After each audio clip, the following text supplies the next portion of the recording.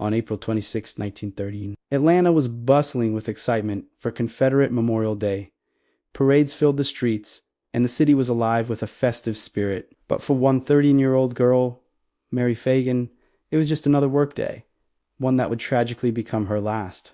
This is the story of her final hours, a day that started with youthful hope and ended in a mystery that would divide a nation. Mary Phagan worked at the National Pencil Company factory in downtown Atlanta. That morning, she woke up early, excited about the parade she planned to watch after her shift. She put on a pretty lavender dress and a hat adorned with flowers, looking forward to the day's festivities. Before leaving home, she shared a simple meal of cabbage and bread with her family. Her mother, Fanny, later recalled Mary was in high spirits, a bright and happy girl on the cusp of womanhood, completely unaware of the darkness that awaited her. Around noon, Mary took the trolley to the factory. Her purpose was simple: to collect her week's pay of $1.20. It was a small sum for 12 hours of hard labor, but for Mary, it represented a bit of independence. She arrived at the factory and made her way up to the second floor, to the office of the superintendent, Leo Frank.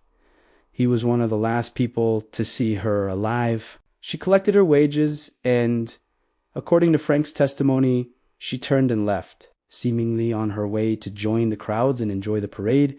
But Mary never made it to the parade. She never returned home. As the hours stretched into the evening, her family grew frantic. The joy of the holiday turned to sickening dread. They called her friends and searched the streets, but there was no sign of the girl in the lavender dress. The city that had been celebrating just hours before was now the backdrop for a desperate search. Early the next morning, the factory's night watchman, Lee, made a horrifying discovery. In the grimy, dark basement of the National Pencil Company, he found Mary Phagan's body. The vibrant young girl was gone, and in her place was a scene of unspeakable tragedy. Near her body, 2 hastily scribbled notes were found. They were crude and barely legible, seemingly written by Mary herself, accusing a long, tall black Negro of the crime. But were they authentic, or were they a calculated plant to mislead the investigation? The discovery sent shockwaves through Atlanta and the entire country. The police investigation began immediately,